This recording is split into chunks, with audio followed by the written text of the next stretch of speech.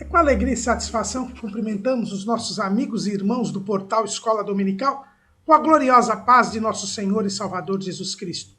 Estamos dando início a mais uma pré-aula, esta ferramenta que o portal Escola Dominical disponibiliza no início da semana para que o irmão possa melhor preparar a sua aula da Escola Bíblica Dominical.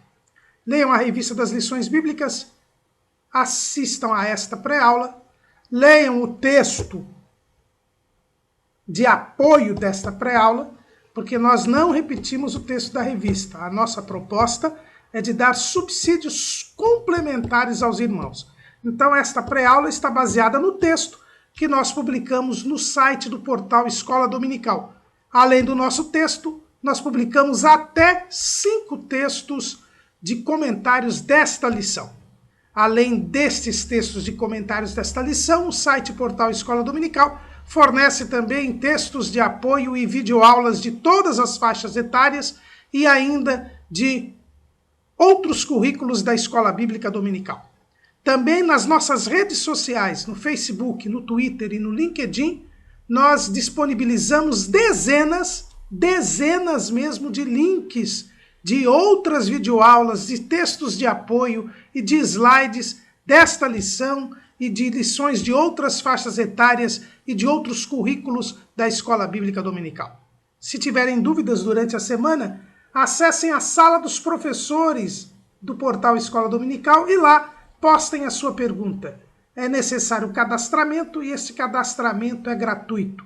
Nós não respondemos questões feitas no canal do YouTube. Também disponibilizamos breves comentários em áudio das leituras diárias sugeridas na revista das lições bíblicas, onde o irmão terá um momento devocional e, ao mesmo tempo, coletará mais informações para a sua aula da Escola Bíblica Dominical.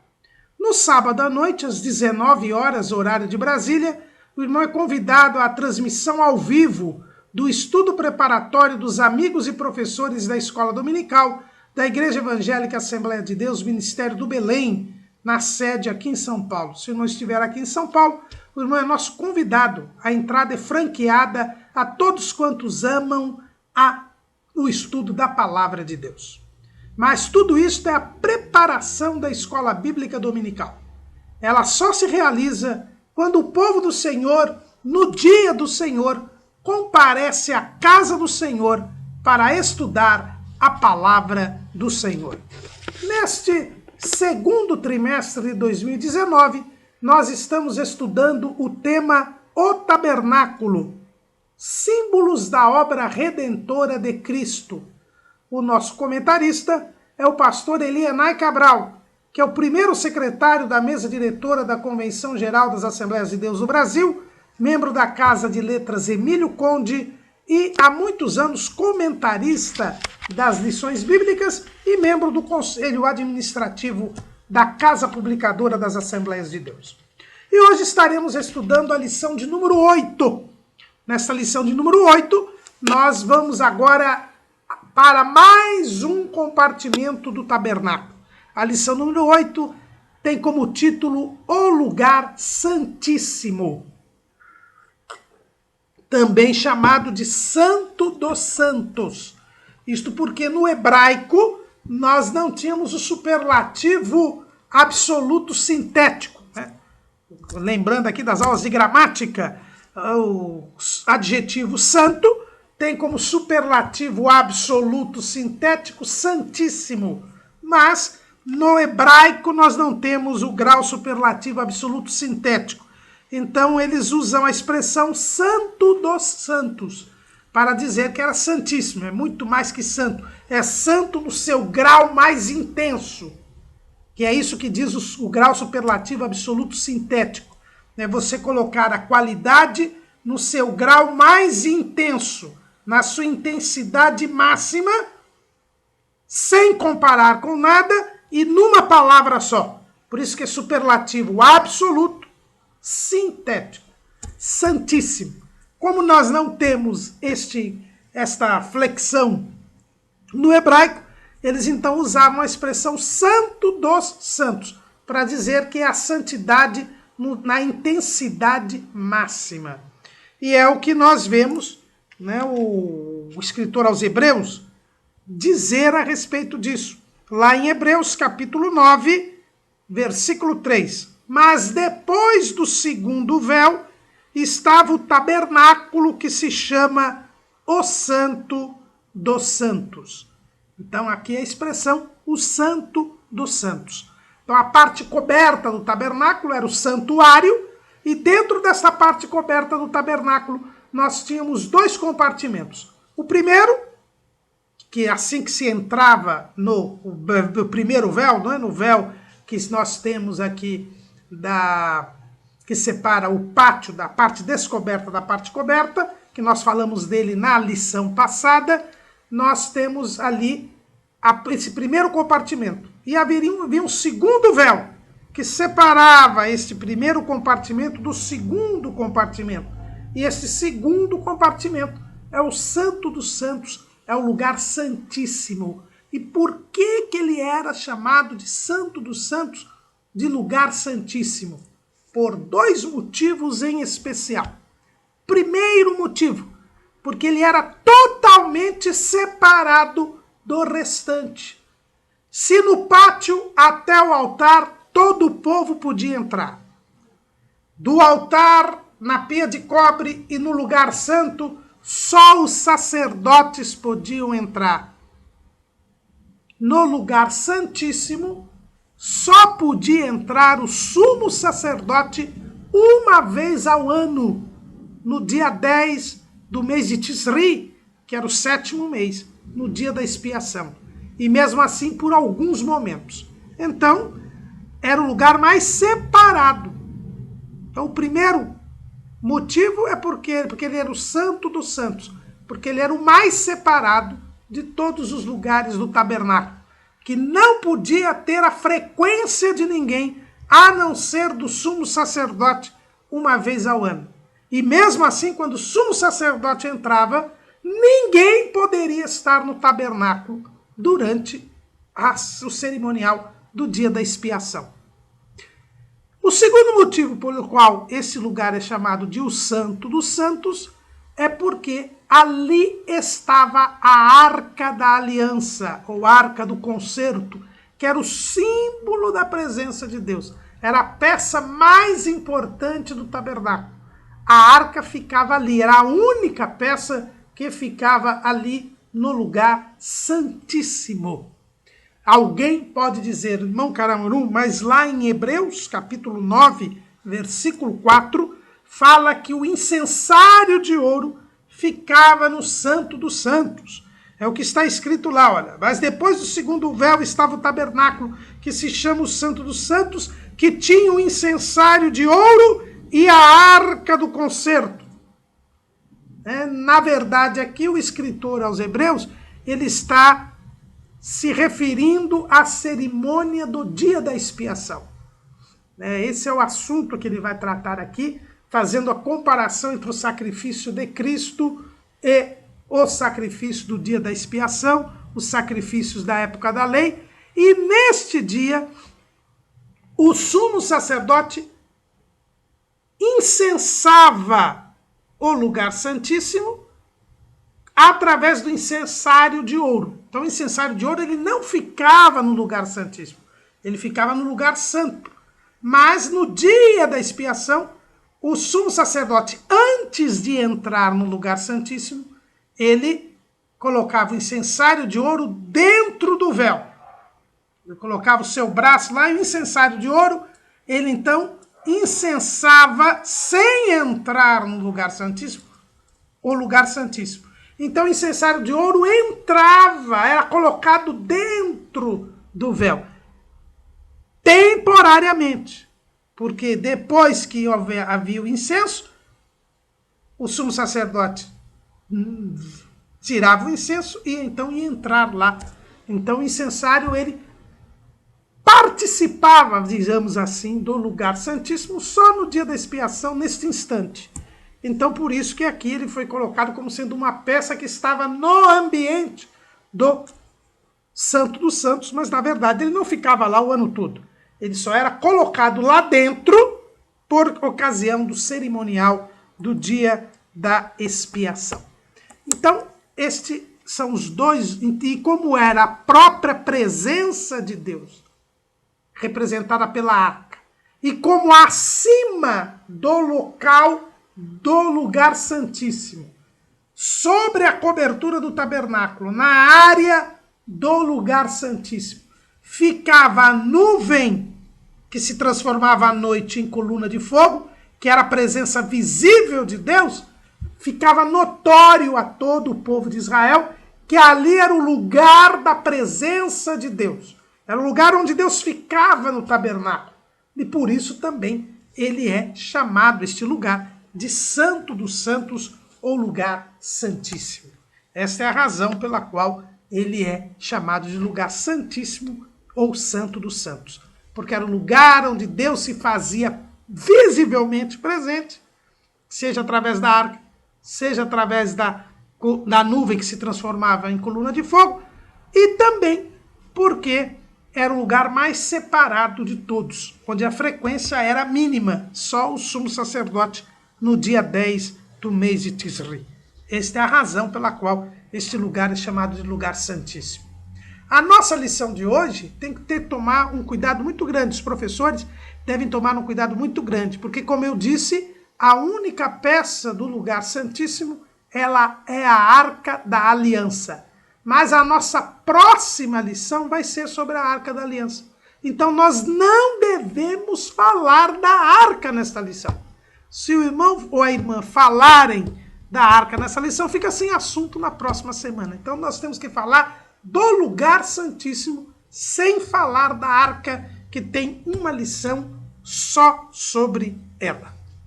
Então, para falar do lugar santíssimo, em primeiro lugar, como disse aqui o escritor aos Hebreus, o que dava acesso ao lugar santíssimo era o segundo véu. Alguns chamam de terceiro véu, porque consideram que a entrada do tabernáculo também é um véu. E não deixa de sê-lo. Mas aqui o escritor aos Hebreus chama de segundo véu, porque ele só está falando da parte coberta. No capítulo 9 ele só fala da parte coberta. Então, se eu considero só a parte coberta, o primeiro véu é aquele que separa o pátio do lugar santo, e o segundo véu é aquele que separa o lugar santo do lugar santíssimo. Então, este é o véu de que nós vamos falar agora. É o segundo véu, se eu considerar só a parte coberta, e também, ou o terceiro véu, se eu considerar desde a entrada do tabernáculo. Este véu, ele era posto sobre 4 colunas de madeira de cetim cobertas de ouro, sobre 4 bases de prata, com colchetes que eram de ouro. E ele era de pano azul, e púrpura e carmesim, e linho fino torcido, com querubins de obra-prima. É o que você encontra lá em Êxodo capítulo 26, versículos 31 a 33. Então, este véu, ele era de pano azul, púrpura, carmesim e linho fino torcido.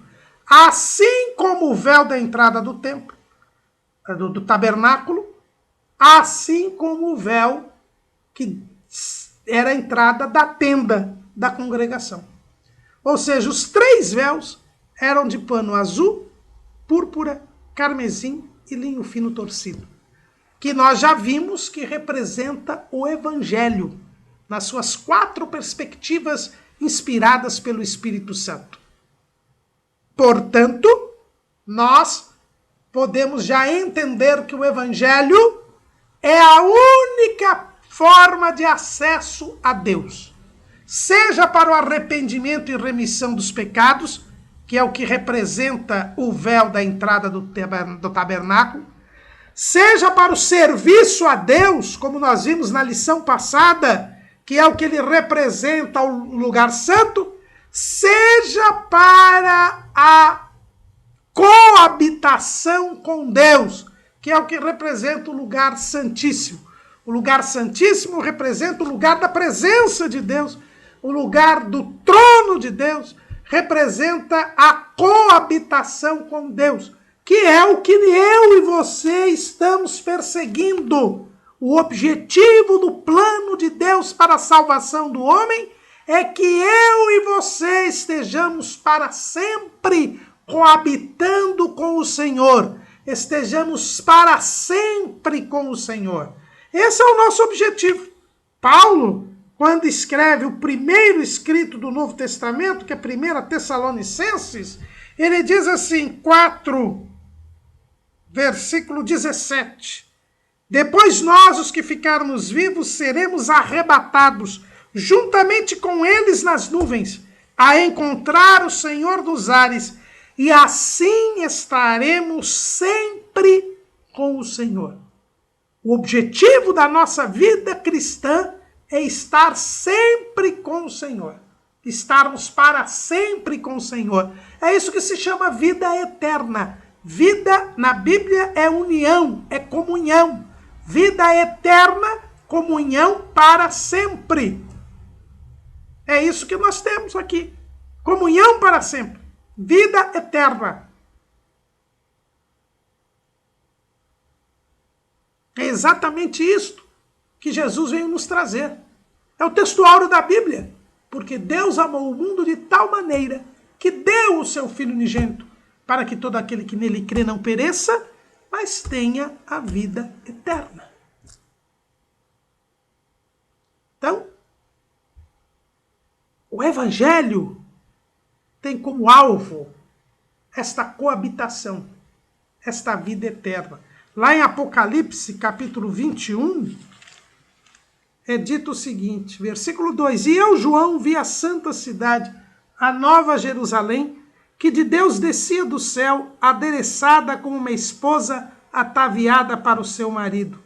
E ouvi uma grande voz do céu que dizia, Eis aqui o tabernáculo de Deus com os homens, pois com eles habitará, e eles serão o seu povo, e o mesmo Deus estará com eles, e será o seu Deus. Esse tabernáculo de Deus com os homens é a nova Jerusalém, é a nossa habitação celestial, onde iremos morar para sempre. Jesus disse, na casa do meu pai há muitas moradas. Se não fosse assim, eu vou teria dito, vou preparar-vos lugar. E se eu for, voltarei e vos levarei para mim mesmo, para que onde eu estiver, estejais vós também. Evangelho segundo escreveu João, capítulo 14, versículos 1 a 3. O lugar santíssimo representa este lugar da habitação, da coabitação com Deus, mas este lugar só é atingido com o Evangelho. Poder de Deus para a salvação de todo aquele que nele crê. Eu creio no Evangelho, como dizia o saudoso irmão Manuel Clóvis Machado, diácono aqui na igreja do Belenzinho, aqui em São Paulo, durante muitos anos. Irmão Clóvis dizia sempre, eu aceitei Jesus para ir para o céu. É isso que o tabernáculo nos mostra. Aquele mesmo véu que me fez entrar, me arrepender dos meus pecados, crendo em Jesus Cristo, crendo que Deus o ressuscitou dos mortos, porque ele morreu em meu lugar, é o mesmo Senhor Evangelho que irá me levar para o céu. Se eu não crer em Jesus, eu não alcanço a glorificação, que é o último estágio da salvação. Então, o véu é o Evangelho que me faz crer e me arrepender dos meus pecados, o Evangelho que me faz servir a Deus e o Evangelho que me faz desfrutar da glória eterna para sempre. Segunda coisa que nós vemos aqui é que este véu, a exemplo do véu que separa o tabernáculo, o pátio do lugar santo, assim como o véu de entrada da tenda da congregação, que é a parte coberta, este segundo véu também tem querubins. Lembra-se que lá na entrada do tabernáculo nós não temos querubins. porque é o convite ao chamado à salvação. É para quem quiser, venha e tome de graça da água da vida. É a mensagem do Evangelho. Arrependei-vos e crede no Evangelho. O Evangelho é pregado a todos e é um convite. Agora, ali na entrada do lugar santo, só os sacerdotes podiam entrar. E havia querubins para lembrar do pecado. Lembrar que o homem não pode participar da glória de Deus por causa do pecado. A presença destes querubins no véu, tanto no véu da entrada da porta da congregação, da tenda da congregação, como do véu agora que nós estamos falando, que é o que separava o lugar santo do lugar santíssimo, fala da separação que há entre Deus e os homens. Porque os querubins foram postos, nós vimos na aula passada já, os querubins foram postos para impedir que o homem voltasse ao jardim do Éden. Os querubins, que são seres que estão diante de Deus, da glória de Deus, como disse o profeta Ezequiel, eles impedem o acesso do Deus ao homem. Por quê? Por causa do pecado. Eles foram colocados ali como empecilho. Aquele véu era prova evidente para os sacerdotes de que não havia acesso livre entre Deus e os homens. Mesmo entre Deus e o povo de Israel. Mesmo entre Deus e os sacerdotes que haviam sido chamados por Deus como filhos de Arão para servir no tabernáculo. É isto que representam os querubins. Insistimos, como dissemos na lição passada, que os querubins não estão ali para ser venerados. Não estão ali para ser alvo das nossas preces, como defendem os romanistas e os ortodoxos. Não.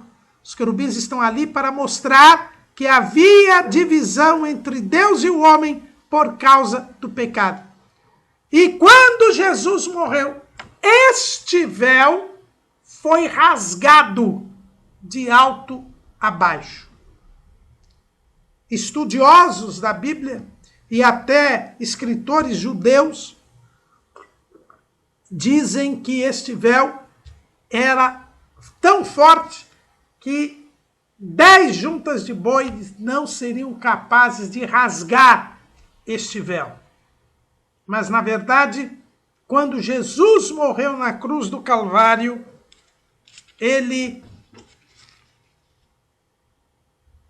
este véu se rasgou de alto a baixo. Lembrando também, irmãos, que este véu, ele também era igual à cortina, a primeira cortina que fazia o teto do tabernáculo, da parte coberta, do santuário. Porque também as primeiras cortinas eram de púrpura, azul, carmesim e linho fino torcido, com querubins.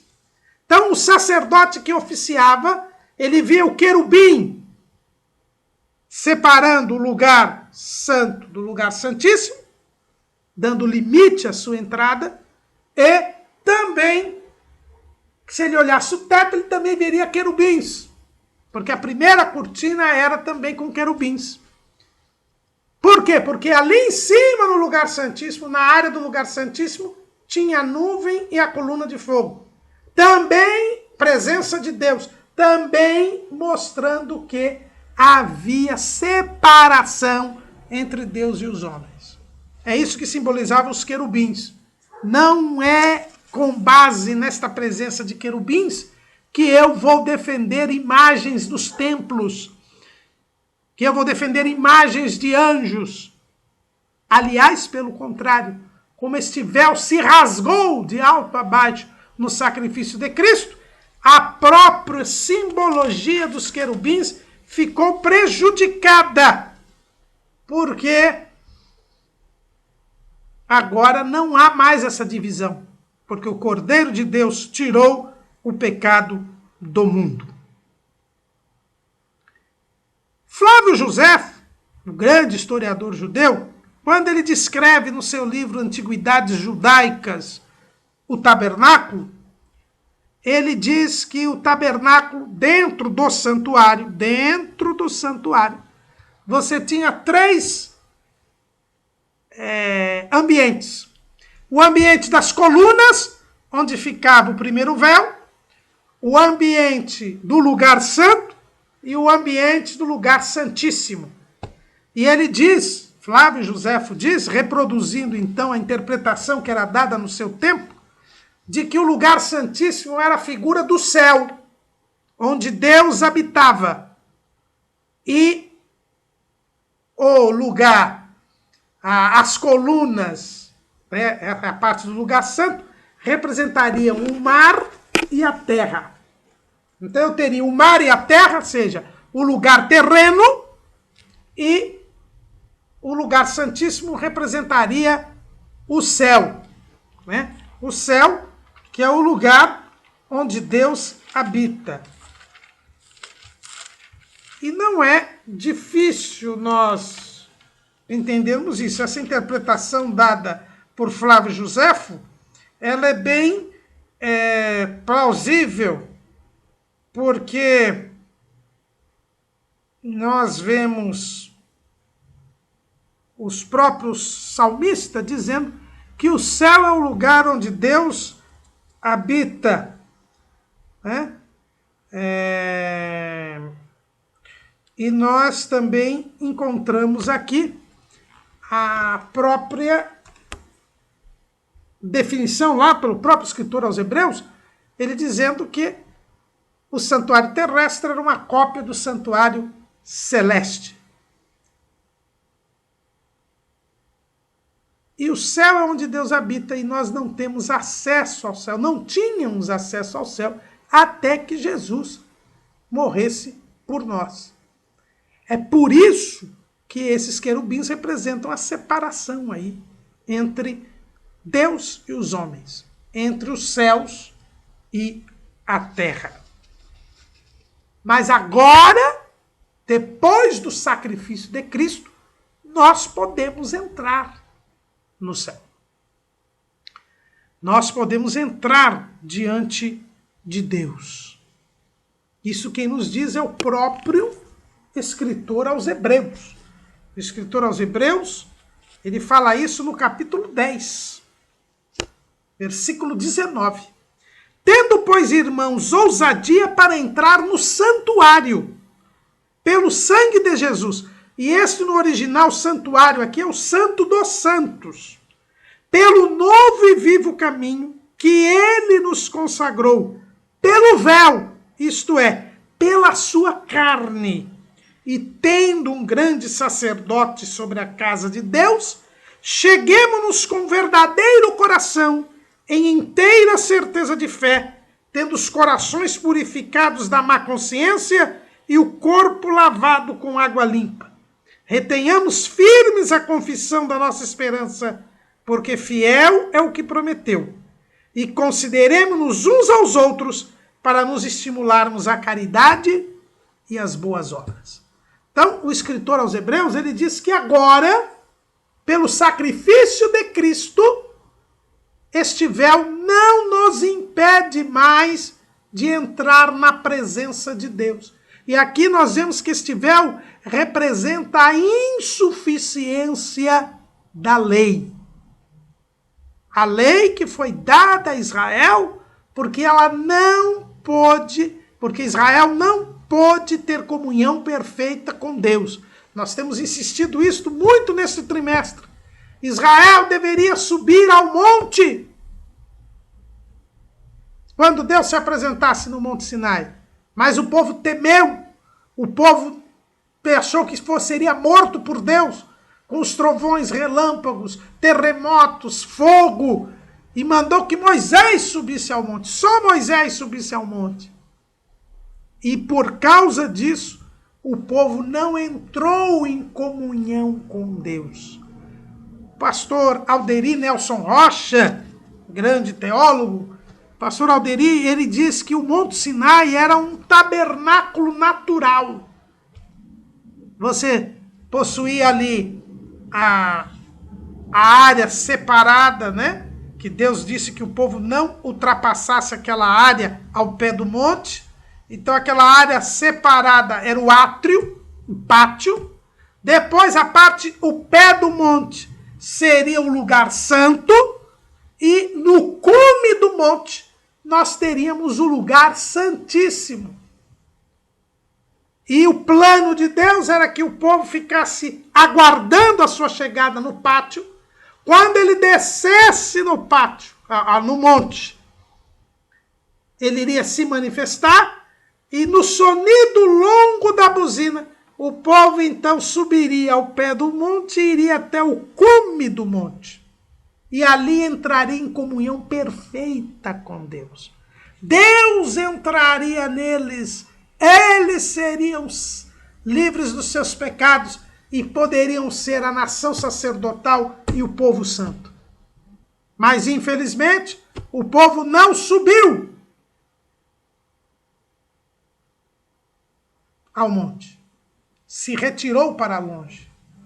Só Moisés subiu ao monte. E aí, então, o povo não tinha comunhão perfeita. O povo não tinha sido perdoado, não tinha tido a retirada dos seus pecados. E em razão disto, o povo tinha que ter aquele véu. Aquele véu que simbolizava a separação entre Deus e os homens. E a necessidade da vinda de alguém. E este alguém, naquele mesmo dia que Moisés subiu ao monte, Deus disse a Moisés que deveria surgir um outro que haveria de completar aquilo que não tinha sido possível ser feito. É o que está lá em Deuteronômio, capítulo 18. Moisés dizendo ao povo, 18 e 15, o Senhor teu Deus te despertará um profeta do meio de ti, de teus irmãos, como eu. A ele ouvireis, conforme a tudo que pediste ao Senhor teu Deus em Horebe, no dia da congregação, dizendo, não ouvirei mais a voz do Senhor meu Deus, nem mais verei este grande fogo para que não morra. Então o Senhor me disse, bem falaram naquilo que disseram, eis-lhe suscitarei um profeta do meio de seus irmãos, como tu, e porei as minhas palavras na sua boca, e ele lhes falará tudo o que eu lhe ordenar. E será que qualquer que não ouvir as minhas palavras, que ele falar em meu nome, eu o requererei dele. Deus disse a Moisés, eles falaram muito bem, eles não creram, não estão preparados para o concerto comigo. Mas virá um outro profeta como você, Moisés, e eles terão que ouvir esse profeta, senão eu requererei deles. E esse outro profeta é o Senhor Jesus. Ele veio e morreu por nós na cruz do Calvário. E quando ele ofereceu o seu sacrifício perfeito, o que aconteceu? Este véu que nós estamos falando aqui, este véu, ele foi rasgado. E rasgado de alto a baixo. Ele foi rasgado de alto a baixo. Vamos ler lá em Mateus, capítulo 27, versículo 50. E Jesus, clamando outra vez com grande voz, rendeu o espírito. E eis que o véu do templo se rasgou em dois, de alto a baixo, e tremeu a terra, e fenderam-se as pedras. Lá em Marcos 15 e 38. Marcos 15 e 38. E o véu, vou ler o 37. E Jesus, dando um grande brado, expirou. E o véu do templo se rasgou em dois, de alto a baixo. Lá em Lucas, capítulo 23, vamos ler o versículo 40 E 5, escurecendo-se o sol, e rasgou-se ao meio o véu do templo. E clamando Jesus com grande voz, disse: Pai, nas tuas mãos entrego o meu espírito. E havendo dito isto, expirou. Os 3 evangelhos sinóticos, eles mostram que o véu do templo se rasgou de alto a baixo. No exato instante que Jesus morreu. Quando Jesus morre, é oferecido o sacrifício que tira o pecado do mundo. E este véu que representava a problemática do pecado, ele se rasga de alto a baixo. Porque a salvação vem de Deus. O Deus que se fez homem e que morre por nós. E aí nós temos agora um novo e vivo caminho. O que era impedido, agora é acessível. O lugar que ninguém podia ver nem entrar, nós agora podemos entrar, podemos ver, podemos coabitar com o Senhor, por causa do sacrifício de Cristo na cruz do Calvário. E aí vejam bem, irmãos, que o véu, ele tinha 4 colunas de madeira cobertas de ouro, sobre 4 bases de prata, com colchetes que eram de ouro. As 4 colunas falam mais uma vez do Evangelho. A madeira revestida de ouro fala da dupla natureza de Cristo. O Deus que se fez homem e morre por nós. E mais do que nunca, na morte de Cristo, nós vemos a sua humanidade. E vemos também as 4 bases de prata. Jesus compra a nós na cruz do Calvário, pagando com o preço do seu sangue. Então aqui nos fala do Evangelho, nos fala da redenção, nos fala de Cristo como o Redentor, como aquele que morreu por nós, como o Cordeiro de Deus que tira o pecado do mundo. Nós também podemos observar que, embora o lugar santíssimo fosse inacessível, não podia ser frequentado, ninguém podia ver o que havia lá dentro, porque o véu impedia que se visse o que existia lá dentro.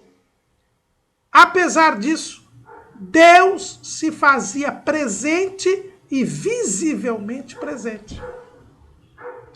A nuvem que se transformava em fogo ficava na parte de cima, acima da coberta.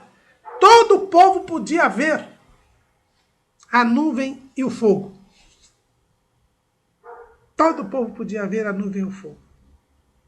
E era interessante que quando Moisés ia até a porta da tenda, a nuvem e o fogo vinham até a porta da tenda. E ali Deus falava com Moisés. E todo o povo via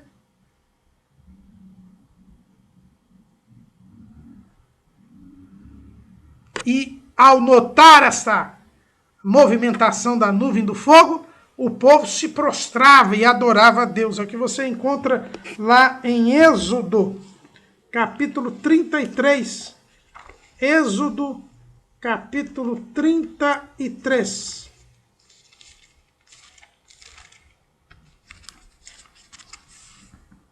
Versículo 9. E aconteceu que, entrando Moisés na tenda, descia a coluna de nuvem e punha-se à porta da tenda. E o Senhor falava com Moisés. E vendo todo o povo a coluna de nuvem que estava à porta da tenda, todo o povo se levantou e inclinaram-se cada um à porta da sua tenda. Então Deus falava com Moisés. E o povo sabia disso. Então, embora o lugar santíssimo fosse inacessível, Deus se fazia conhecer do povo. Deus podia revelar a sua vontade ao povo. Tanto que quando a nuvem ou coluna de fogo se levantava, o povo partia. Era um sinal de Deus para partir. Quando a nuvem se mantinha na coberta, sobre a cobertura do tabernáculo, o povo acampava e ficava ali. Então Deus, irmãos, embora o lugar santíssimo fosse inacessível, Deus não se ausentava nem desamparava o povo.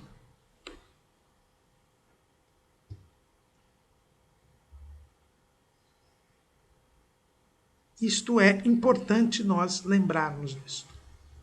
E agora que o caminho está aberto por Cristo, nós não temos nenhuma desculpa para dizer que não sabemos qual é a vontade de Deus, o que Deus quer de nós.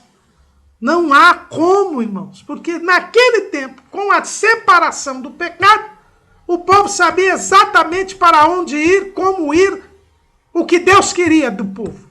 Como é que hoje, nós que já não temos mais este véu impedindo o nosso acesso a Deus, podemos dizer que não sabemos o que Deus quer, que não pudemos divisar, discernir o que Deus quer? É por isso que a nossa responsabilidade na graça é muito maior do que a responsabilidade do povo na lei. Porque hoje não há este impedimento, não há este véu. Muito pelo contrário, Deus nos abriu um novo e vivo caminho. E por isso nós podemos chegar à presença de Deus.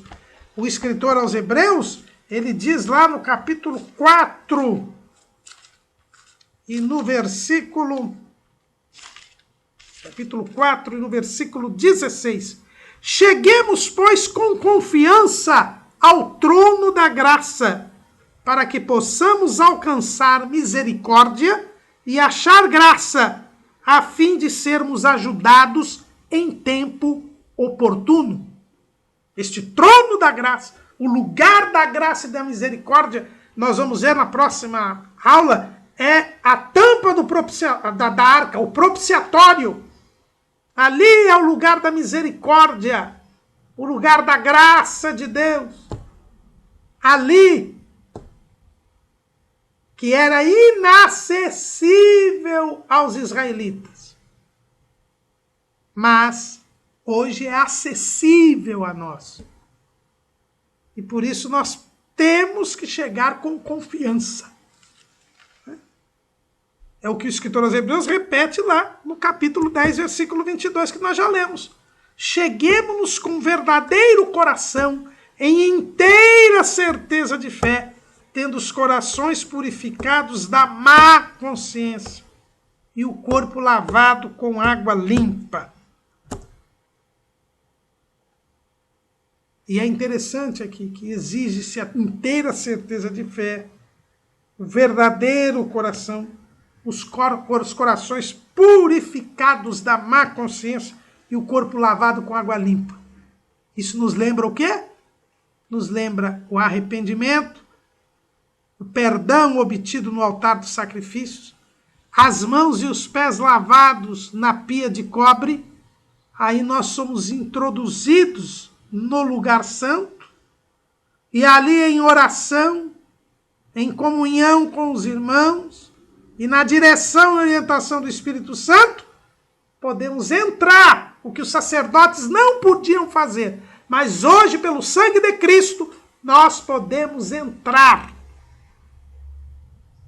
no lugar santíssimo e sermos ajudados em tempo oportuno e entrarmos com ousadia pelo sangue de Jesus.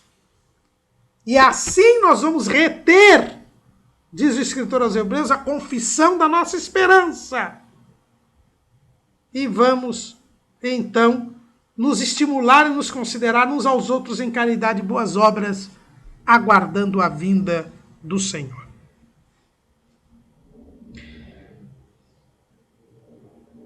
Bases de prata que falam da redenção de Cristo.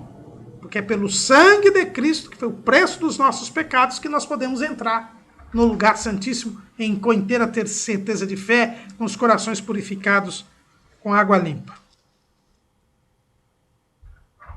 E os colchetes de ouro falam da divindade, né? Jesus, o homem, o Deus que se fez homem e que, como Jesus Cristo homem, está hoje à direita de Deus. Este lugar santíssimo, como nós dissemos, ele só era frequentado uma vez ao ano pelo sumo sacerdote. O sumo sacerdote, ele devia entrar no lugar santíssimo no dia da expiação. E é por isso que, como o escritor aos Hebreus, ao se referir ao lugar santíssimo, fala do dia da expiação, nós também vamos falar deste dia da expiação, que é o dia, a primeira festividade que é relacionada ao lugar santíssimo. Na verdade, o véu do lugar santíssimo nos faz lembrar do dia da expiação. Né? Os irmãos vejam que o calendário aí vai sendo feito. Né? Você tem as festividades judaicas, a Páscoa, falamos dela no altar de sacrifícios, a festa dos pães asmos, falamos na pia de cobre, falamos também da festa das semanas, com as peças do lugar santo, e agora nós vamos falar sobre o dia da expiação, mencionando aqui o véu que é rasgado no dia que Jesus morre na cruz do Calvário por nós. O dia da expiação, ele era comemorado no dia 10 do 7º mês. É o dia de 10 de Tisri. Até hoje é também uma festividade, talvez hoje em dia seja a festividade mais celebrada dos judeus. É o chamado dia do perdão, o dia do Yom Kippur. Neste dia, o sumo sacerdote era autorizado a entrar no lugar santíssimo. Para fazer o quê? Para aspergir sangue na tampa da arca, que era o propiciatório. E desta maneira fazer propiciação pelos pecados do povo. O que é propiciação? Propiciação é um favorecimento. Quando a gente fala que alguma coisa é propícia, quer dizer, alguma coisa vai nos favorecer. Aquilo contribui para o bem de alguém. Então a gente fala assim, é uma ocasião propícia para fazer isso, quer dizer, uma ocasião favorável. Então, propiciação fala de favorecimento. Ou seja, propiciação fala de graça, porque a graça é o favor imerecido. O lugar santíssimo era um lugar inacessível, porque era o lugar da santidade de Deus. E o pecado impediu o homem de nele entrar. Mas o lugar santíssimo também era o lugar da misericórdia e da graça de Deus. É o lugar da misericórdia e da graça de Deus. É por isso que o escritor aos Hebreus chama este local do trono da graça. O trono da graça. O trono da graça era o propiciatório. Era o lugar em que o povo era favorecido. Com o quê? Naquele momento em que se aspergia o sangue sobre a tampa do da arca, que era o propiciatório, a ira de Deus era aplacada. A ira de Deus era contida. E por causa daquele sangue derramado, Deus adiava a punição e o castigo pelos pecados do povo. Todo dia eram feitos 2 sacrifícios, um pela manhã e outro à tarde, pelos pecados do povo, da humanidade. Era um sacrifício contínuo. Mas no dia 10 do 7º mês, era solenemente levado o sangue até a presença de Deus, que estava na arca. A arca era a presença de Deus.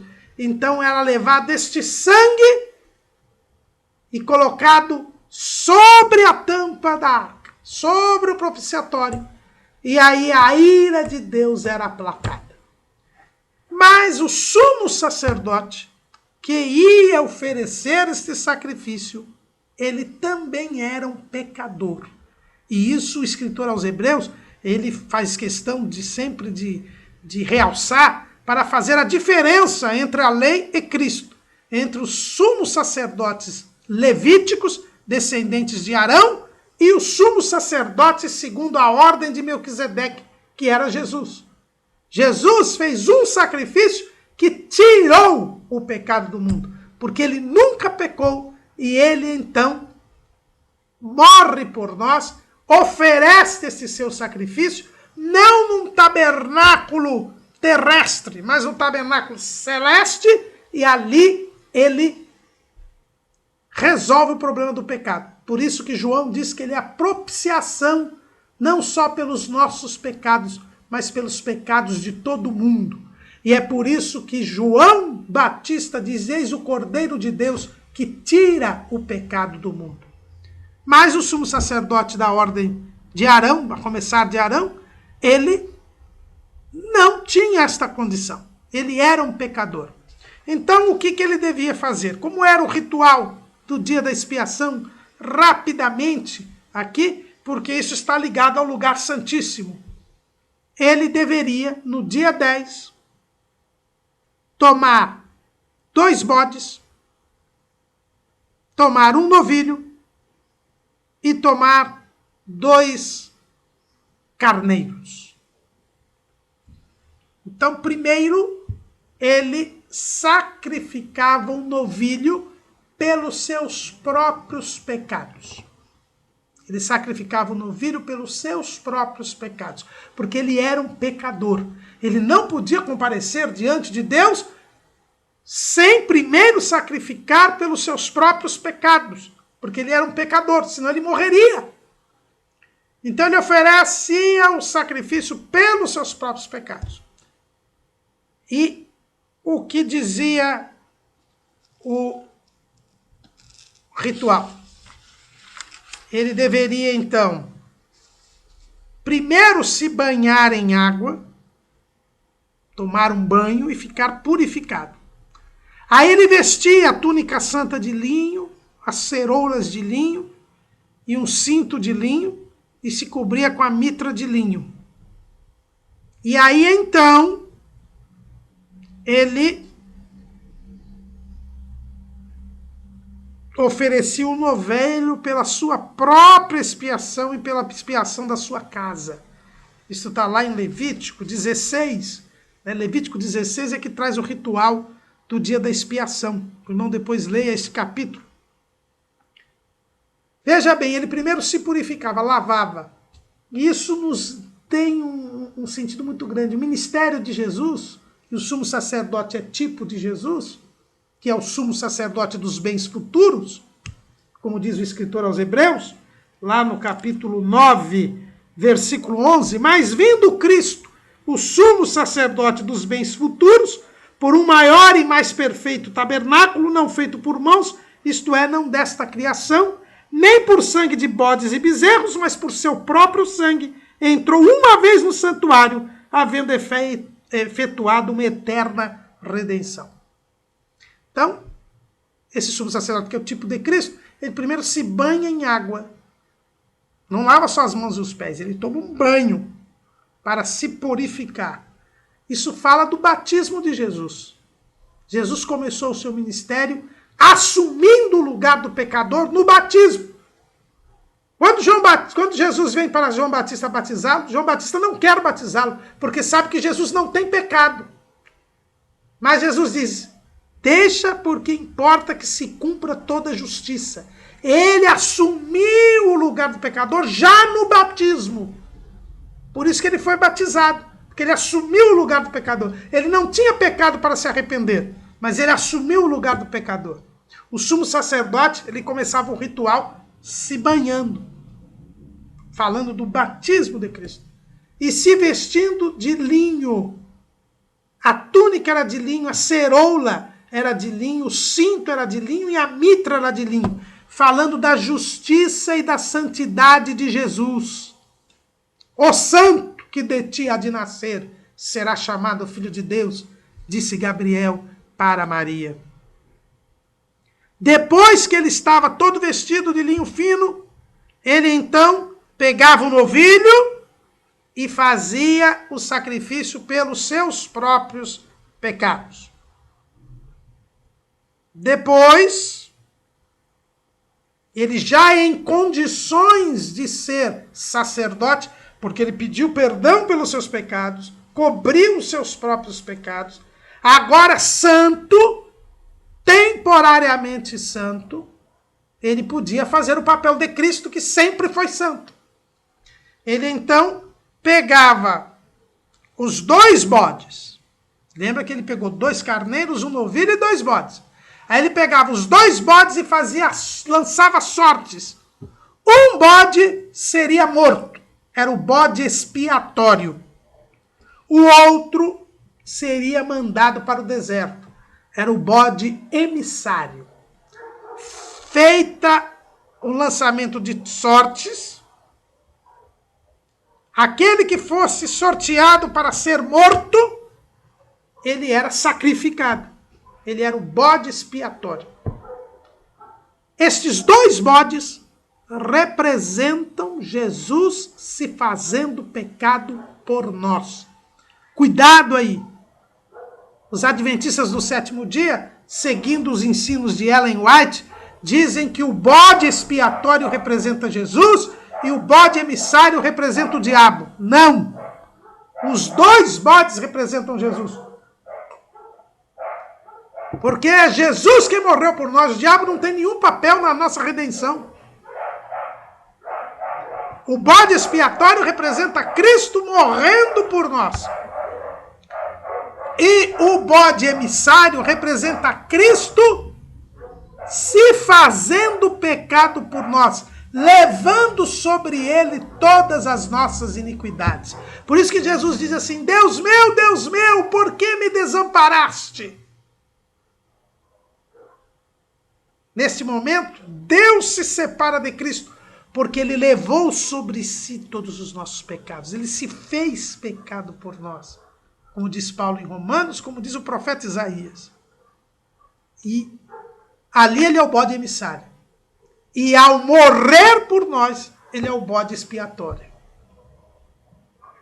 Ele toma sobre si os nossos pecados e morre por nós. Aí, ele oferece este bode.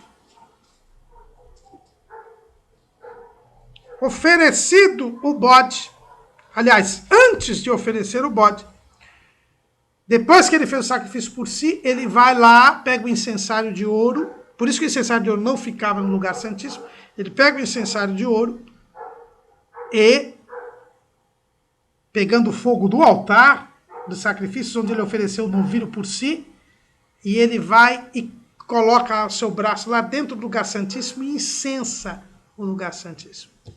Aí ele volta e sacrifica o bode expiatório. E aí ele pega o sangue do novilho que ele ofereceu pelos seus pecados. E o sangue deste bode expiatório entra no lugar santíssimo e ele não tem a visão plena. Ele não tem a visão plena, porque lá está cheio de incenso. Não lhe é permitido ter a visão clara e distinta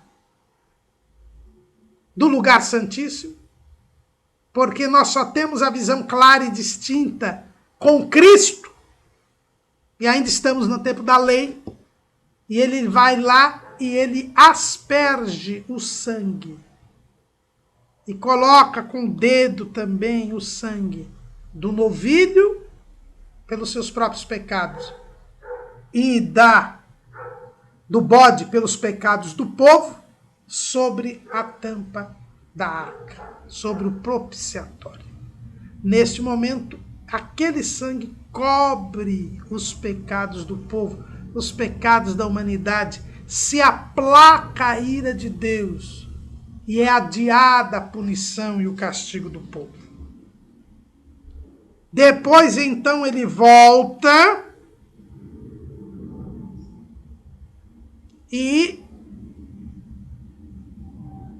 vai até o bode vivo, coloca a mão sobre a cabeça do bode vivo, escolhe uma pessoa e essa pessoa leva este bode vivo para o deserto e fica imunda, inclusive.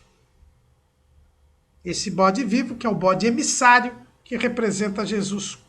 Da mesma maneira, a pele, a carne, os estercos dos animais que foram sacrificados, eles também são levados para fora do arraial lá, e a pessoa que leva esse bode, leva esse material todo, ele fica imunda, né? Depois tem que se purificar para poder voltar ao arraial.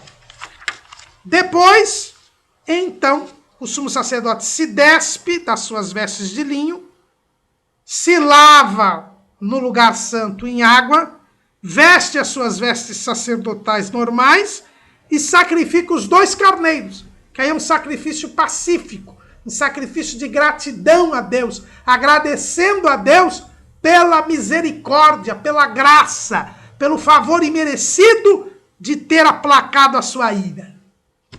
Enquanto ele faz isto, ninguém pode estar no tabernáculo. E o povo todo neste dia jejua e não trabalha, como se fosse sábado. Esse é o dia da expiação.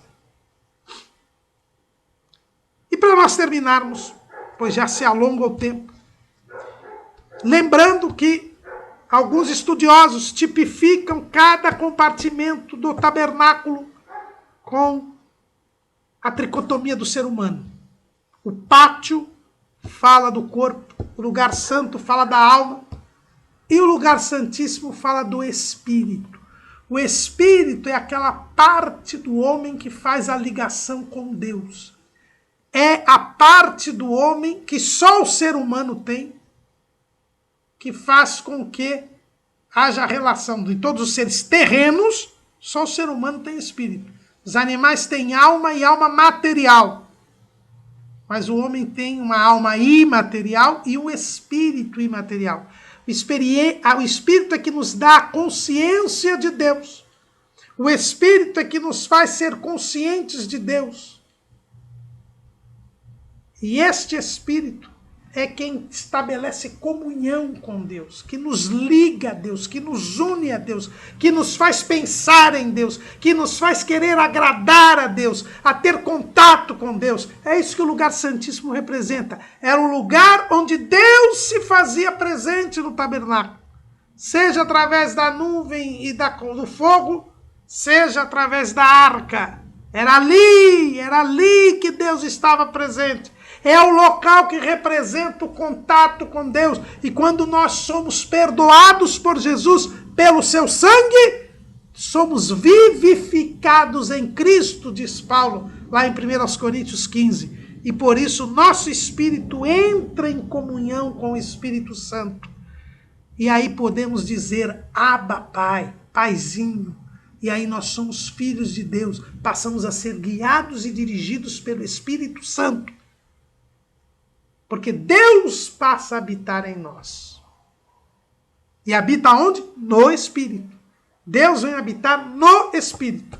É por isso que é o Espírito que me dá a consciência de Deus. E é o Espírito que me traz a fé em Deus. São as duas operações feitas pelo Espírito humano. A consciência e a fé. É por isso que o lugar santíssimo representa o Espírito. Está associada ao Espírito, tipifica o Espírito do homem.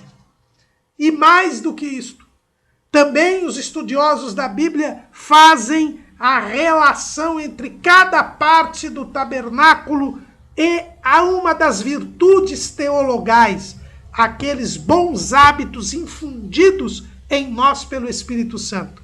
Se o pátio fala da fé, onde nós temos entrada na graça, se o lugar santo fala da esperança, onde a fé desenvolvida, ela faz com que a tribulação gere paciência, a paciência gere experiência, e a experiência gere a esperança, o lugar santíssimo fala do amor, ou caridade, do amor divino, do amor agape, as pessoas falam ágape, mas na verdade é agape em grego, que é a maior de todas as virtudes.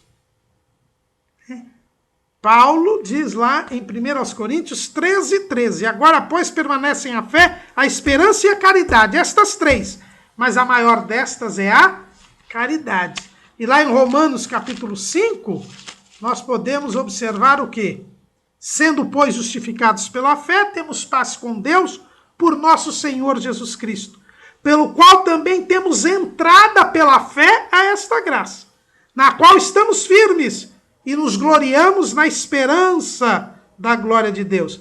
E não somente isto, mas também nos gloriamos nas tribulações, sabendo que a tribulação produz a paciência, e a paciência a esperança, e a experiência a esperança.